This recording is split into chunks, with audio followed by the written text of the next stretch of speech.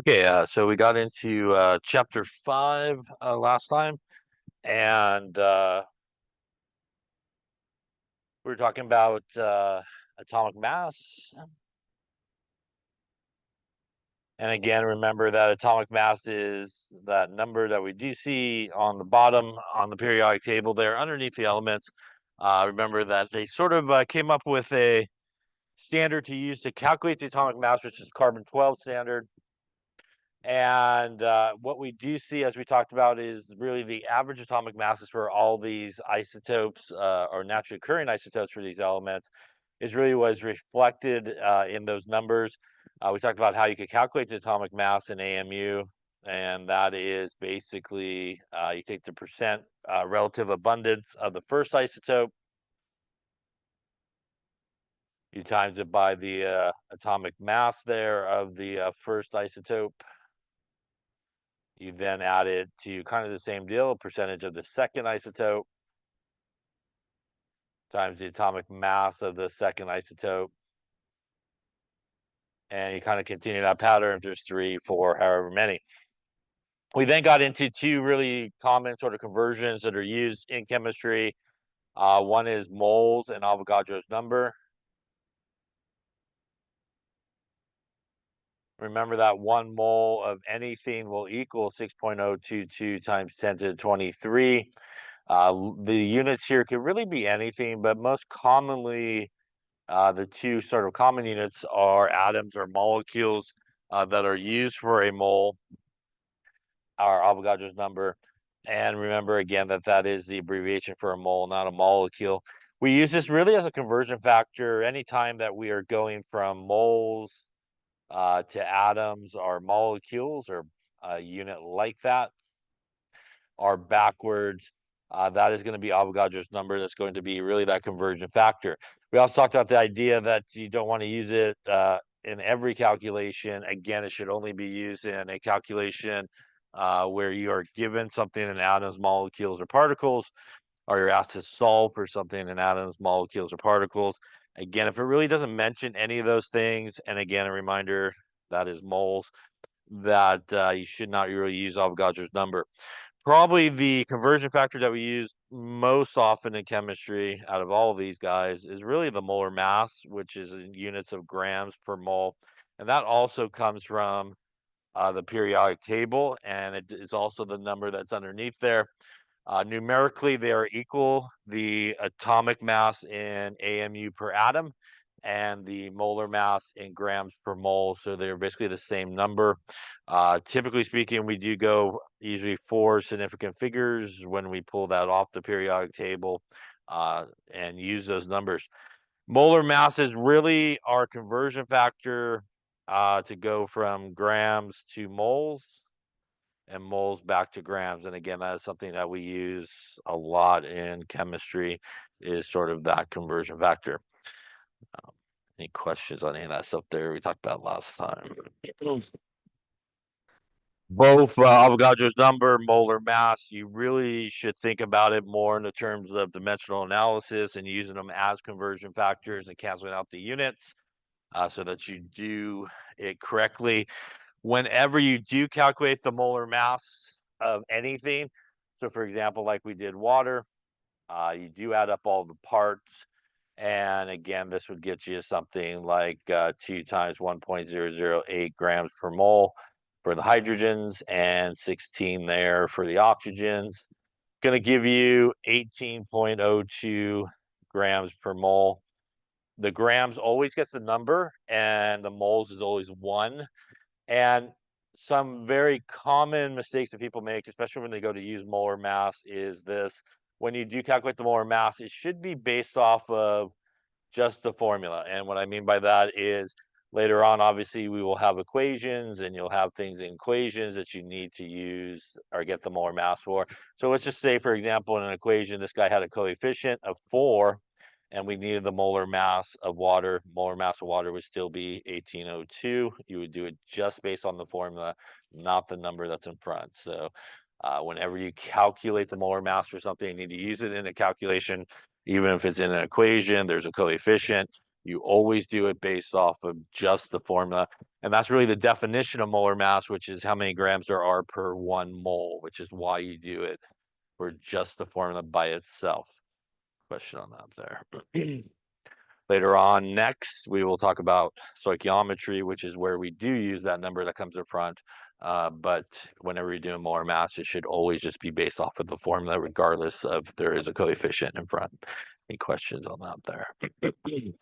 All right, so we're in some problems, I think. I don't think we did this one, I don't think. So why don't we do this one here? What is the mass in grams of one gold atom? Gold's 100. Okay, so let's take a look at this one here. In this case, remember that we're looking for some keywords like atom. So that does tell us that we do need to use Avogadro's number here. We want to end up in grams, and we're starting with atoms, and we want to get to grams. Remember that really it is the moles that tie both of those things together. So that's sort of the pathway. We want to go from atoms to moles, and that is going to be Avogadro's number. And we also want to go from moles to grams, which would be our molar mass from the periodic table to do so. So in this particular case, we know that in 1 mole of gold, there are 6.022 times 10 to the 23 atoms of gold. We also know we can get the molar mass here from the periodic table. So there are 197 grams of gold in a mole. So those are the two equalities that we could write conversion factors to do so. So in this case, we're starting with 1 gold atom. Remember, we want to think of these as really conversion factors. So we want to go opposites. Atoms are on top, which means atoms here need to be on the bottom so that they cancel out correctly. That's going to put moles of gold up on top. Again, if I were to stop my calculation right at this point, the atoms would cancel and we would be units of moles. Once again, it's important to set it up this way because we're going to continue on with the calculation here. And now we know going opposite using our molar mass at this point, we do need moles on the bottom. So that would be a mole on the bottom of gold is 197 grams up on top. Here, the moles will cancel, going to leave us grams, which is what we're looking for in this case. Once again, we're going to multiply across the top and come back and divide by the bottom, making sure we do use our exponent button. Essentially, we got 197 divided by Avogadro's number, which 197 divided by 6.022 exponent button 23, going to get us a 3.271 times 10 to the minus 22 grams of gold would represent the mass of 1 gold atom. Any questions on that there? In terms of significant figures, there's not a lot to work with here. So I went with 4 based off of the molar mass. In this case, since 1 gold atom technically is an exact number, you really could go to as many significant figures as you want in an answer. So I just went to 4 based off of the molar mass. Questions on that there? Okay. All right, so let's take a look at a couple others here. We want to know how many atoms are there in 72.5 grams of C3H8O. Give you some info that'll be helpful. Carbon 1201, hydrogen 1.008, and oxygen 16.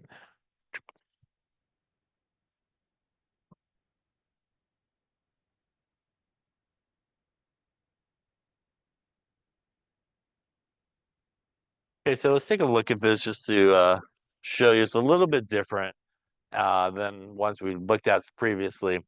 In this case, we want to know how many hydrogen atoms there are in 72.5 grams of C3H8O. In this case, we're not actually interested in atoms or the entire thing. We're actually just interested in the hydrogen part of it.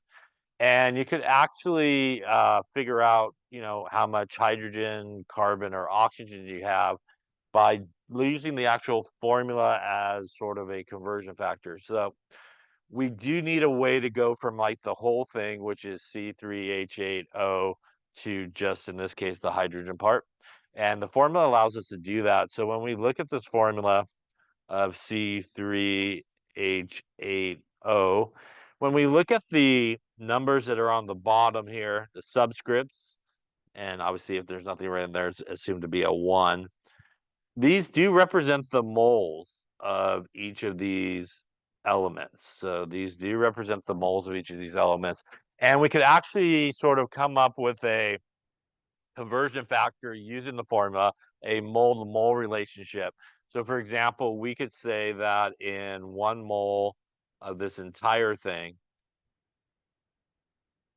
there would be 3 moles of carbon. And again, that 3 basically comes from right there, the formula. We could also say that for 1 mole of the entire thing, there would be how many moles of hydrogen in this case? There would be 8. Yeah, so there would be 8 moles of hydrogen. And we could say for 1 mole of this entire thing, there would be 1 mole of oxygen, which obviously would be the subscript that's there. So this is what's going to allow us, by using the formula, to go from the whole thing to each of the individual elements. It's sort of a mole-to-mole relationship. And that's really good to know, because it's a mole-to-mole relationship. I know I have grams of the whole thing. So really the first thing I need to do is go from grams of the whole thing to moles, basically, of the whole thing. And then I need to go from moles of the whole thing to moles of just hydrogen. And then I need to go to atoms of hydrogen, right? So that's sort of the pathway. Again, starting with the grams of the whole thing to moles. So going from grams to moles, we know, as we've been talking about, that is the molar mass of this substance. Going from moles of the whole thing to moles of just hydrogen, that is going to be what we just did here with the formula.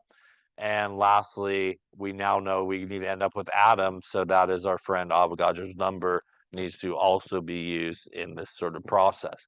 So the first thing that we really need to do is to get the molar mass of this compound. Again, to get the molar mass of a compound, you basically just add up all the parts. So there are 3 carbons, each at 12.01. There are 8 hydrogens, each at 1.008 from the periodic table. And there is 1 oxygen, which is 16 from the periodic table. So again, we're basically just adding up all the parts here. And that's going to give us a molar mass of 3 times 12.01 plus 8 times 1.008 and a 16, 6009 grams per mole. So 6009 grams per mole would be the molar mass here of the entire thing. We're going to use that here to do our first step, which is converted into moles. So if I go 72.5 grams of the whole thing,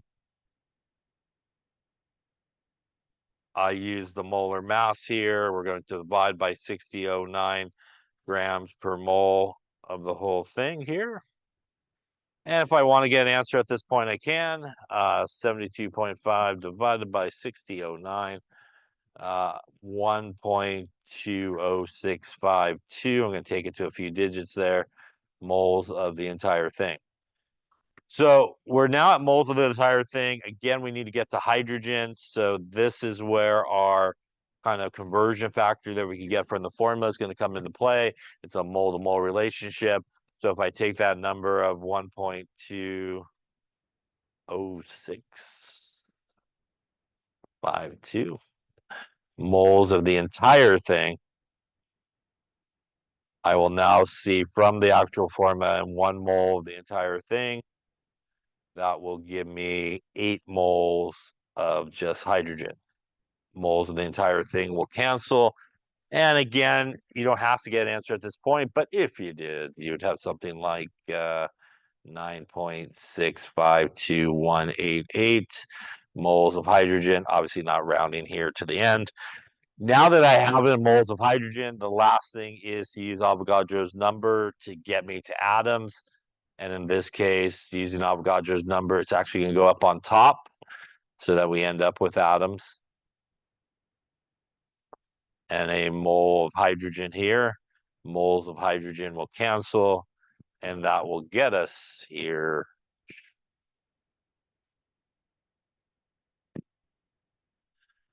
5.8, we'll go with 1 times 10 to the 24 atoms of hydrogen in this particular case. So this is also a very common sort of problem that you come across. Sometimes you may not be interested in the entire thing. You're just interested in maybe one of the elements in the formula. And you could use the actual formula as a conversion factor, sort of mole-to-mole relationship to do that. We could obviously do similar calculations with carbon if we are interested in what was happening with carbon, or oxygen if we're interested in what was happening to oxygen. Question on that.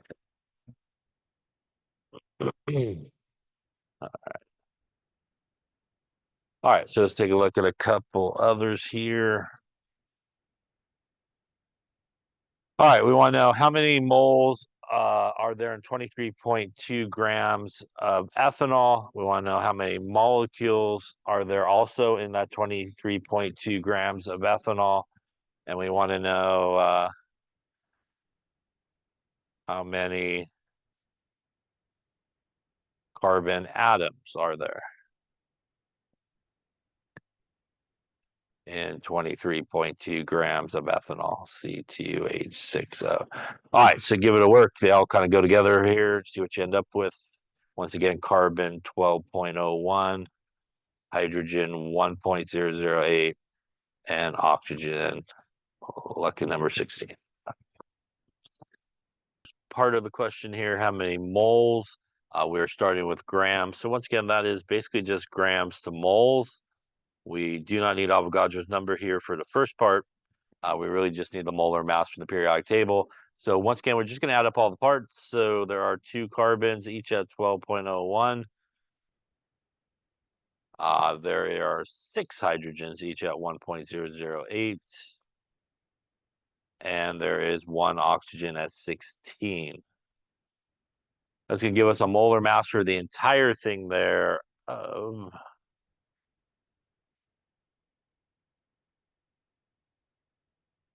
4607, looks like, grams per mole. Again, we're going to use that as a conversion factor to go from grams to moles here for the first part. So 23.2 grams of the entire thing here. Using the molar mass from the periodic table. Again, we want to go opposite. So we do need the grams part on the bottom. So 4607 grams per mole here of our ethanol. That way the grams will cancel, and that will give us an answer for the first guy here of looks like 0.504 moles of C2H6O. Any questions on the first part there? Second part is we're looking for molecules, basically of the same amount. That tells us that at this point we already have it in moles, since we just did that conversion. We need to go to molecules, and that is going to be Avogadro's number. That's going to allow us to do that. Again, here in 1 mole of this thing here, ethanol, there would be 6.022 times 10 to the 23 molecules here of ethanol. So that's going to be our conversion factor. If we just pick it up with kind of our rounded number here, C2H6O. Once again, we want to go opposites to cancel. Moles are up on top. So in this case, moles are going to go on the bottom so that they cancel. And Avogadro's number will go up on top. So we end up with molecules. So we're going to multiply by Avogadro's number in this case. I'm going to go with the whole number in my calculator, not the rounded version. And if I do that, I will end up with, looks like 303 times 10 to 23 molecules here of the entire thing are ethanol. Any questions on that part of the calculation there? Yeah. Yeah, so really the only number in both of these questions, or actually all 3 of them with the one I made up, is really this here, which is 23.2.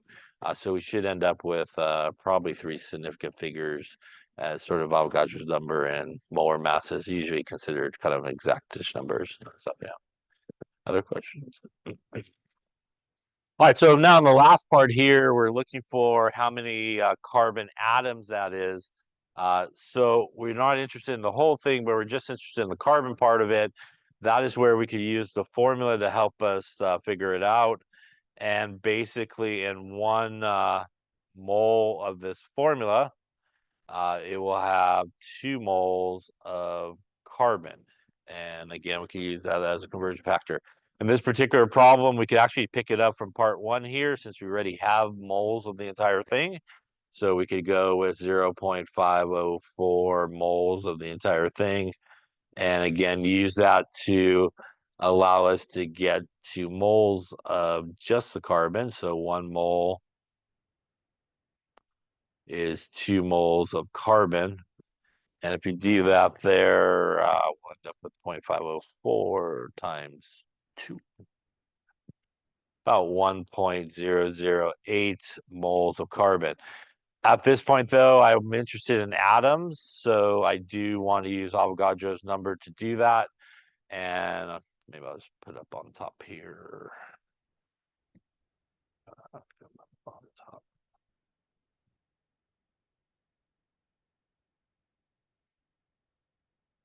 So in this case, the original question that I wrote was atoms. So we do want to use Avogadro's number here.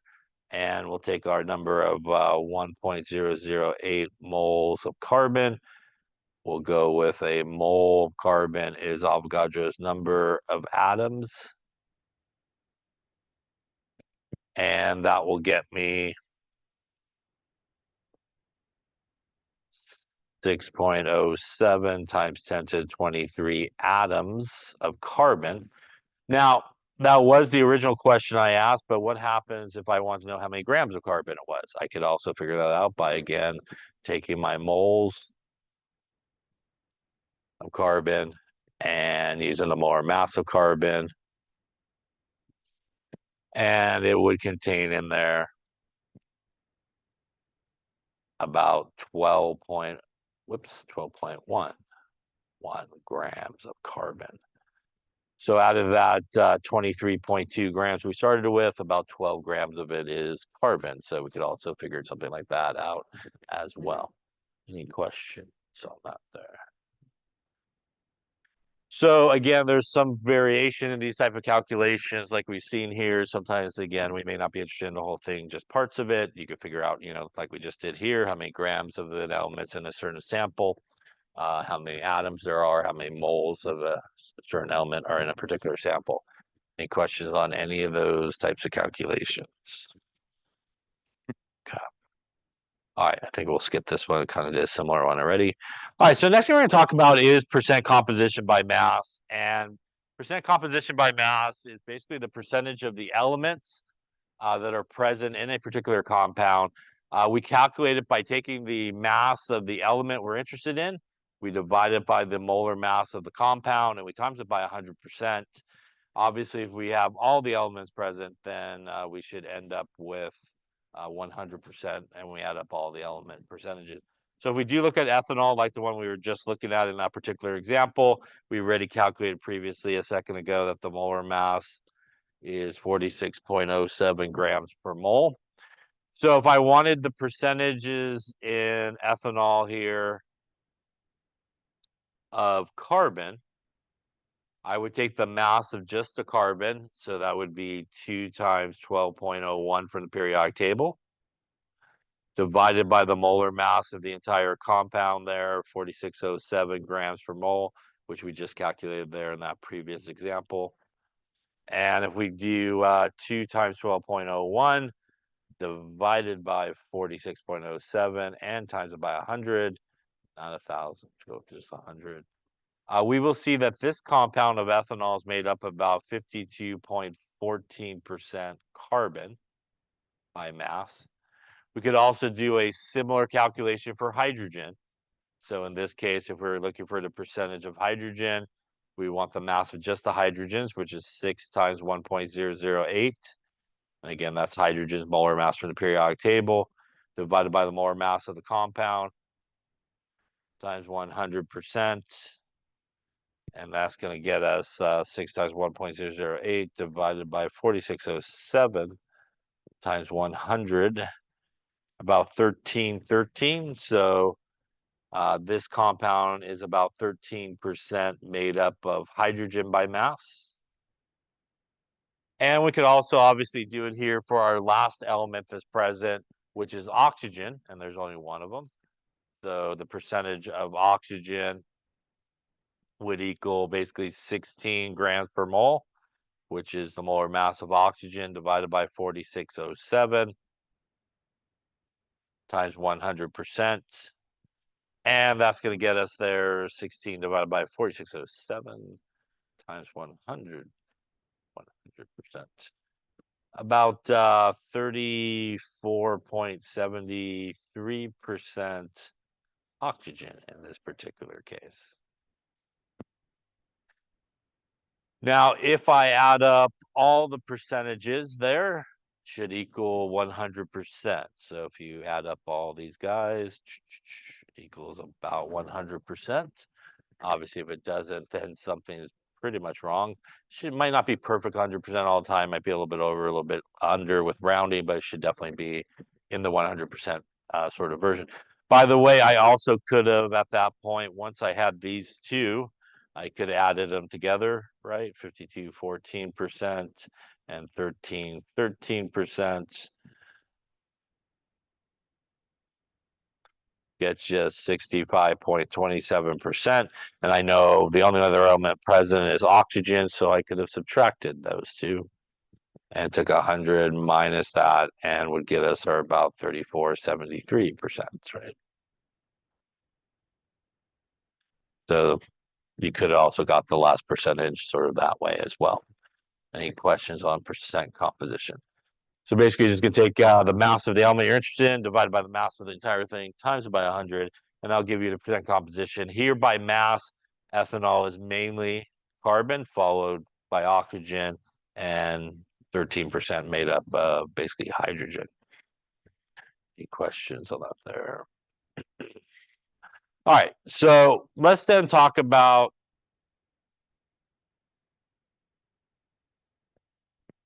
that. Let's talk about our different types of formulas, which are our empirical formulas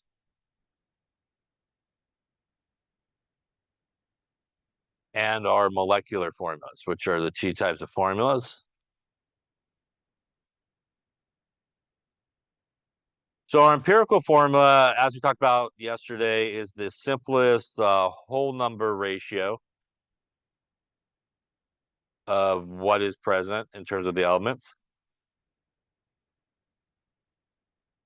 Molecular formula tells you exactly the number of elements present in a compound or molecule. And so, for example, if I had a molecular formula like hydrogen peroxide of H2O2, that basically is 2 hydrogens for every 2 oxygens that are present. That's basically a 2-to-2 ratio, basically. A 2-to-2 ratio can be simplified by dividing by 2 and still give you a 1-to-1 ratio. And that would be our empirical formula for that guy would be HO. It is a 1-to-1 relationship, which is our simplest whole number ratio. Now, if you had something like C2H6O, we'll go with 8, for example. And in this particular case, that's basically 2 carbons for every 6 hydrogens for every 8 oxygens in this case. If you look at those, you basically could reduce everybody down here by 2 and still get whole numbers. And if you do that, that will give you an empirical formula of CH3O4, simplest whole number ratio that is present. Now, in some cases, the molecular formula and the empirical formula are the same. So, for example, if you had water, H2O, That is 2 hydrogens for every 1 oxygen that's present. And there's no way to reduce that down anymore and still get a whole number, right? There's no way to divide it out and get a whole number, which means the molecular formula and the empirical formula will be the same in that particular case. All ionic compounds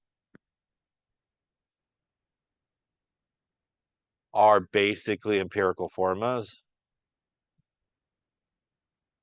And that is because if you think about how we put together an ionic compound, something that's positive, negative, we put it together in the simplest way that gives us basically all whole numbers and equal to 0.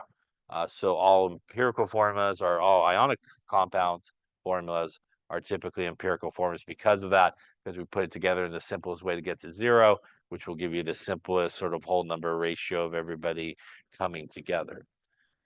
Any questions on that there? Yeah. So if you have the molecular formula, you can very simply figure out the empirical formula by basically just figuring out how you can reduce everybody down and still get whole numbers. If you cannot reduce people down anymore, all of them down and get whole numbers for everybody, then that is still your empirical and molecular formula will be the same, like in the case of water. Now, if we want to calculate something like the empirical formula, like we're doing in the lab, there are several steps to follow to sort of calculate that.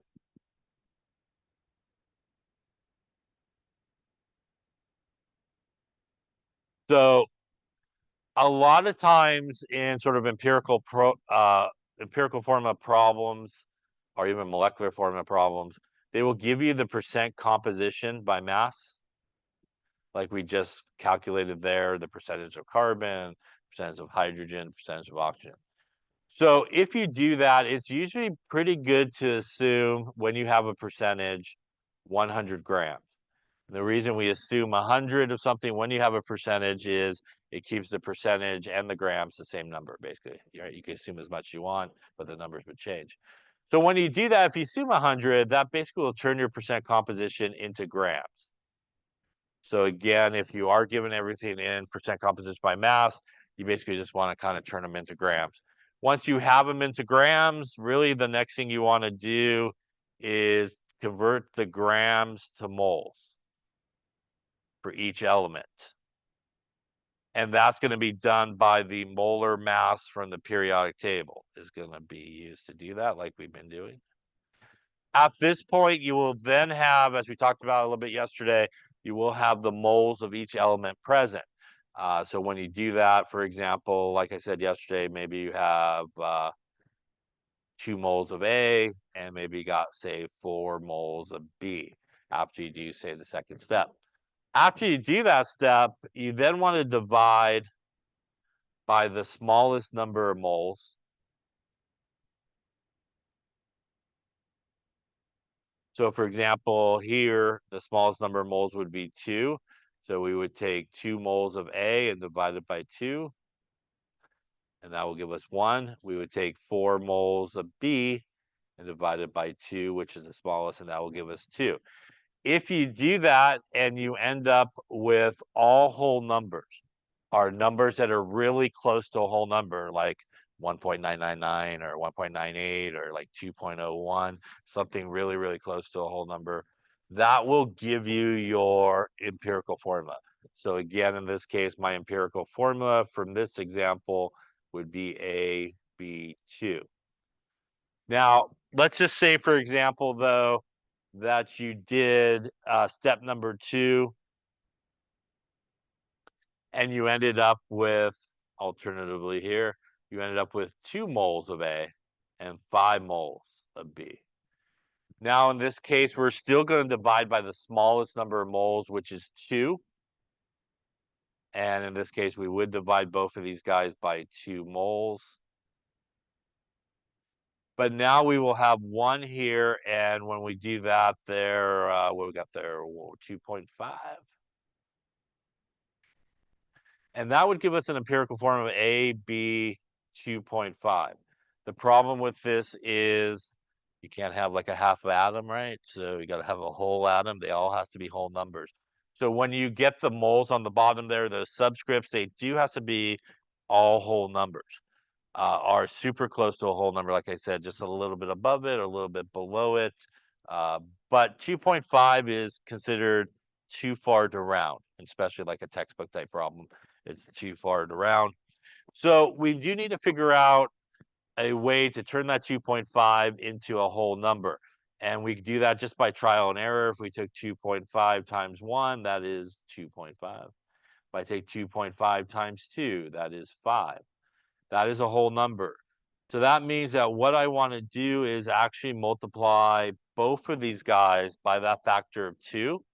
And if I do that, that will give me A2, B5, and that would be my correct empirical formula in this case.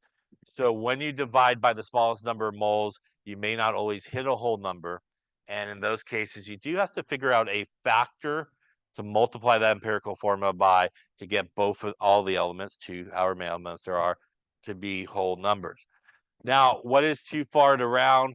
Typically, if you end up with something like a 0.33, a like 0.5, maybe a 0.75, something like that, 0.25, those are considered too far to round to the nearest whole number. If you're somewhere, and that means that you wouldn't need to do something like this. If you're somewhere like you get like 1.98, that's pretty close enough to 2. That's okay to round. If you end up with like a 2.02, that's pretty close to 2. You're just a little bit above it. That's okay to round. But I would say if you're starting to get into the first decimal place and you got some numbers there, probably going to be a little bit too far to round in most cases. And those are very common sort of endings, 0.33, 0.5, when you kind of divide it out, as you have to find that sort of common number to multiply things by. Any questions on that there? Okay, so let's take a look at that. On the left there is pretty much the steps we just talked about. So here we have, we want to determine the empirical formula is made up of 24.75% potassium. It's made up of 34.77% Mn, and it's made up of 40.51% oxygen. So in this particular case here, we want to get our stuff for the periodic table. So potassium is 3910. We have Mn. Mn is 5494. We have oxygen, which is 16 in this case. So the first thing we want to do, especially when you have percentages like this, is you do want to kind of quickly look at them and maybe add them up and make sure that you got about 100%. And in this case, if we took 40.51 plus 34.77 plus 24.75, we got basically 100.03%. That's basically 100%. So we're not missing anything. If you were to add those together and you're like at 70%, you're clearly missing 30% of something. There would be some type of information probably there to allow you to figure out, what element that would be. But in this case, we're not. We also basically have 100%, so we could assume 100 grams in this case. And when I do that, that's basically just going to turn my percentages into grams. So I'll have 24.75 grams of potassium. I will have 34.77 grams of Mn, and I will have 40.51 grams of oxygen. So again, by assuming 100, we're just going to turn everybody basically into grams. The number stays the same. The next thing we want to do is basically take all these grams and convert them to moles. So we want to use the molar mass from the periodic table for each of these. So our potassium 3910 goes on the bottom, moles go up on top. Our Mn 5494 grams go on the bottom, moles go up on top, and our oxygen 16 grams go on the bottom and moles go up on top there. So if we do that there, 2475 divided by 3910, going to get us 0.63, and we'll call it 3 moles of potassium. 34.77 divided by 5494, going to give us 0.6329 moles of Mn. And lastly, 40.51 divided by 16, going to give us basically 2.5319 moles of oxygen. Any questions up to that point? Now that we have everybody converted into moles, we want to divide by the smallest number of moles. It's fairly close, but it looks like maybe Mn might be slightly smaller depending on how we rounded there. So we're going to divide this guy by 0.6329. We're going to divide this guy by 0.6329. And we're going to divide this guy by 0.0329 moles. For potassium, that is going to give us basically 1. For Mn, that is going to give us 1. And when we divide our last one there, which is oxygen, that's going to give us basically 4. So in this case, we basically hit whole numbers for all the elements that are present. That means that we do have our empirical formula. It would be KMnO4. And that worked out pretty well because that's potassium permanganate, which is an ionic compound. Any question on those steps there? Obviously, here we hit whole numbers. I didn't need to kind of figure out a number or anything like that to multiply it by. Question on any of those steps? Yeah. Your question? No? Other questions or anything? Yeah. All right. So let's talk about, in addition to this type of empirical formula problem, which is a pretty straightforward one, another type of one, which is known as combustion analysis. And combustion analysis is sometimes used to figure out empirical formulas of organic compounds. And basically, they do a combustion reaction. And a combustion reaction usually will involve an organic compound. And that usually contains carbon, hydrogen, and oxygen. And you react with oxygen, and it will produce two things, CO2 and water. So what happens in this type of process is they go through this combustion reaction and they actually collect the CO2 and they collect the water. And from the amount of CO2 that they collect, they're able to figure out how much carbon was present in the original compound, as all the carbon had to come from the organic compound. When they collect the water, they're able to figure out how much hydrogen came from the original compound, as that is really the only source of hydrogen. Now, the one thing that they cannot use the CO2 and the water that they collect to figure out is oxygen. And the reason they cannot figure out oxygen from those two is they added oxygen as well, right? So some of that oxygen that will end up in the CO2 and the water will come from the oxygen that was added, not the original compound. But all the carbon that ends up in the CO2 and all the hydrogen that ends up in the water, what has to come from the organic compound. So what happens in this case is you could actually figure out the mass of oxygen by subtracting the mass of the organic compound minus the mass of carbon that you got and minus the mass of hydrogen you got. So by figuring out the carbon and the hydrogen, they can simply just subtract that from the mass of the organic compound they started with, and all that oxygen should be coming from that particular compound, as there's the right conservation of mass, so we don't lose carbon, oxygen, or hydrogen along the way. So if we already know how much carbon, hydrogen was in the organic guy to start with, we could just subtract and figure out how much of the oxygen was there. Any questions on that there? So to show you how one of these type of problems go, here is the deal. We take some ethanol here. We're going to add some oxygen. We're going to do this combustion reaction. They have a water absorber and a CO2 absorber. And once again, that's going to allow us to figure out how much carbon and hydrogen came from this particular compound. So in this sample here, we're starting with a total of 11.5 grams of ethanol. It pretty much contains carbon, hydrogen, and oxygen ethanol, as we saw there in a previous problem. What they collected was 22 grams of CO2 and 13.5 grams of water. So we're going to use each of those to figure out how much carbon and how much hydrogen was in the original compound. So to do that, we're actually going to use a few of the things that we've been talking about, which is, since I'm interested in CO2, I am really interested from that how much carbon. So we could actually use the formula like we talked about earlier to figure out how much of just carbon there is. And from the formula, we know that for every 1 mole of CO2, we actually have 1 mole of carbon present. So just like we kind of did previously.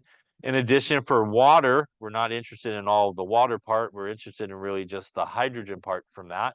So we also can use the formula like we did earlier. 1 mole of water will tell us that there are 2 moles of hydrogen. So using those relationships, that's going to allow us to figure out how much of just the carbon was collected, how much of just the hydrogen was collected, doing a calculation similar to what we did earlier. So let's do that calculation. As we know, if we want to use these relationships, we will need to get everybody into moles. So what we're going to do here is we'll start with our 22 grams of CO2. We do need to convert that into moles. So carbon is 12.01, and there are 2 oxygens, each at 16. That's going to give us 4401 grams per mole, and that would be the molar mass of our CO2 from the periodic table. So again, that comes from the periodic table, adding up all the parts for CO2, grams of CO2 per mole of CO2. We also know that from our relationship, for every 1 mole of CO2, we get 1 mole of carbon.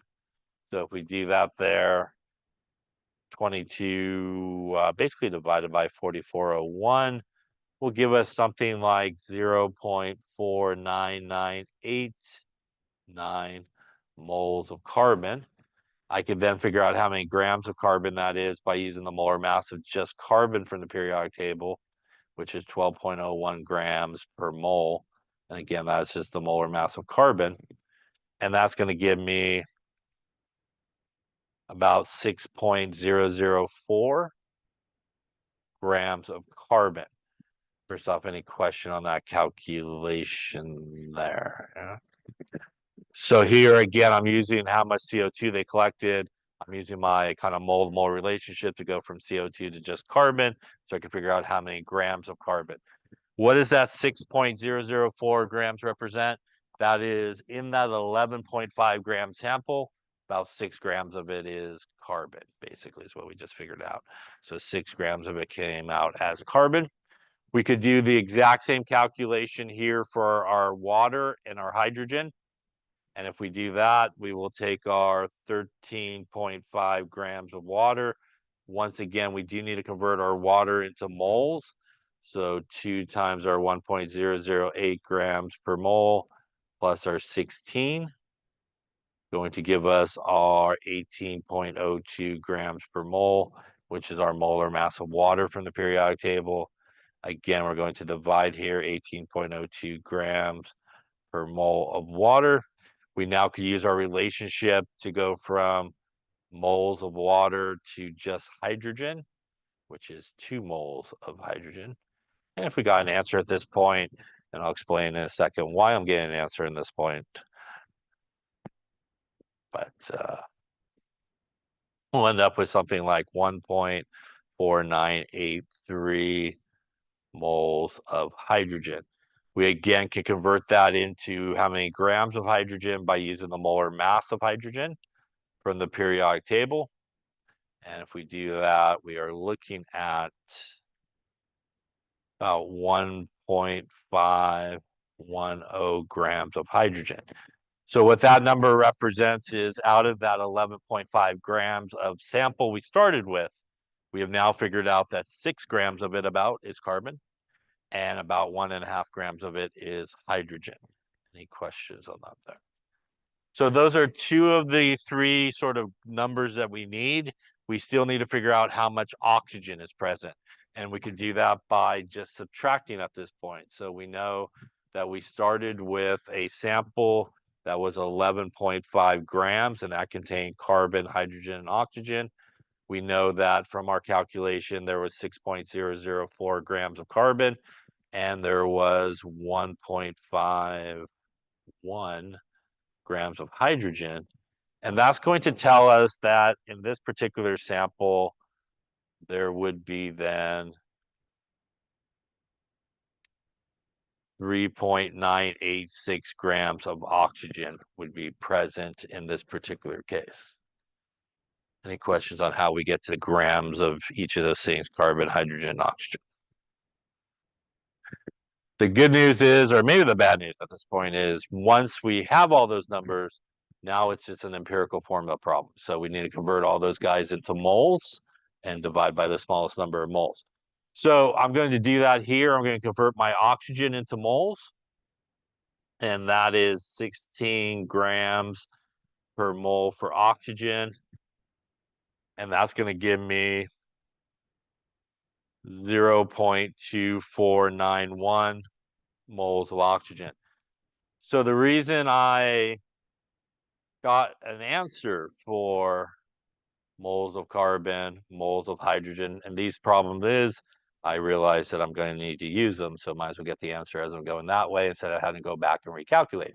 If you didn't get the answer, you just need to take this 6 grams of carbon and divide it by 12.01, and that will give you the moles, or the 1.5 grams of hydrogen divided by 1.008, and that'll get you back the moles. So if you didn't get the answer along the way, you could just use, obviously, these numbers here, divided by the molar mass of each of the elements, and that'll get you back your moles. Any questions on that? So looking at this, I now have, in terms of moles of each of the elements, I have 0.49989 moles of carbon. I have 1.4983 moles of hydrogen, and I have 0.2491 moles of oxygen. So we want to do our empirical formula, which is we want to divide by the smallest. And in this case, it looks like this guy right here is the smallest. We're going to divide everybody by this number here.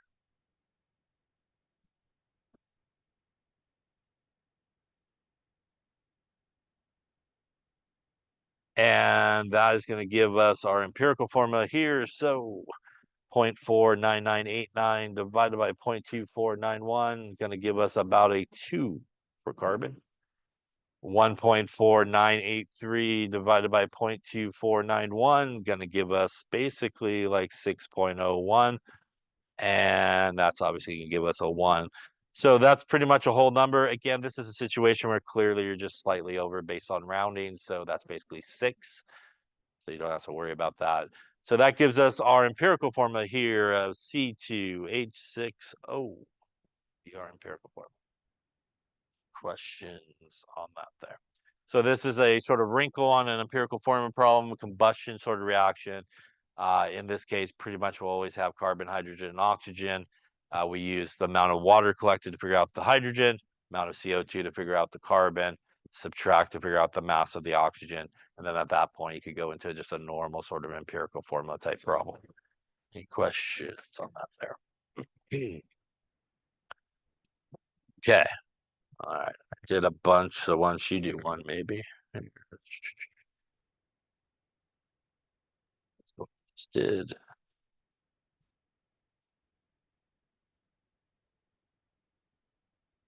All right, before we do that, then let's talk about actually how you calculate the molecular formula. So we talked about calculating the empirical formula. To calculate the molecular formula, you basically need 3 things. You need the empirical formula. So one of 2 things will happen typically in a problem. Either you will need to calculate the empirical formula, or they'll just give you the empirical formula. So one of the 2. So if they do not give you the empirical formula, you need to actually just go through the steps to calculate the empirical formula. You'll need to know the approximate molar mass of the compound.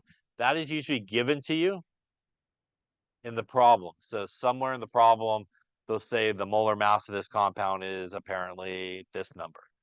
Or they may even give you a range. They may say like the molar mass runs somewhere between like 80 and 90 grams per mole. If they do give you a range, you could typically choose like the high end of the range, the low end of the range, or like halfway between the 2 numbers, and you can do the calculation. The last thing you need is the empirical formula's molar mass. And once you have that, you take the molar mass of the compound that was given to you, you divide it by the empirical formula's molar mass, and that will give you a number. And this number is the number that you multiply the empirical formula by. So let's just say we had an empirical formula of A to, B3. And you do this and you get a number of 3 when you do it. You would then multiply the empirical formula by that, and your molecular formula would be A6, B9 in this particular case. So that is basically what you do. I personally would distribute the numbers. You will sometimes see people in books kind of write it like this and put maybe like the number down there. I'm not a big fan of that, but sometimes you'll see people do it that way. But I personally think just multiply it out and just get the formula for the molecular formula as well. The one place where I would say in terms of a problem, textbook problem or something like that, where you could be a little bit more liberal in terms of rounding, even if you're a little further off of the whole number, is here.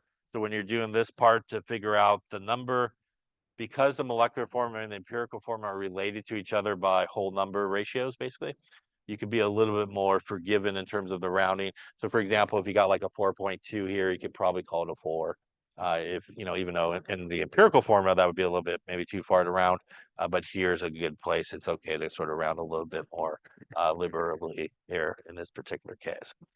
All right, so why don't you try one here and see what you come up with. We're looking for both. What is the molecular formula here? We got 6.44 grams of boron and 1.803 grams of hydrogen. Boron is 1081 and oxygen is 16. So see what you come up with here.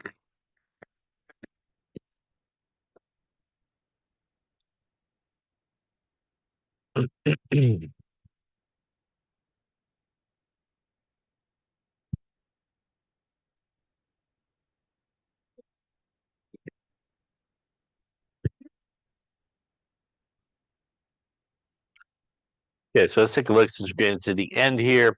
So in this case, we're looking for the molecular formula. And remember, you pretty much need 3 things to get to the molecular formula. You need the empirical formula. You need the molar mass of the empirical formula. And you need the molar mass of the compound. Out of those 3 things, really, this is the only thing that we have, which is the approximate molar mass of the compound. We do not have the empirical formula given to us, so we do need to calculate that like we did previously so that we can have the rest of the information.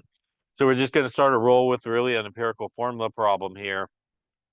Our elements are already in grams, so we don't have to, do anything to them. They're good to go the way they are right now. We're just going to then convert our grams of each of these elements into moles. So we'll use the molar mass here from the periodic table. So 10.81 grams per mole for boron, and for hydrogen, 1.008 grams per mole. That's going to give us the moles of each of these guys here, which will be 6.444, 10.81. Looks like 0.59611 moles of boron, 1.803 divided by 1.008 looks like 1.788, we'll call it 7 moles of hydrogen. Any questions up to that point? Now, like normal in an empirical formula problem, we always divide by the smallest number of moles, which in this case looks like boron. So we're going to divide by boron's moles here.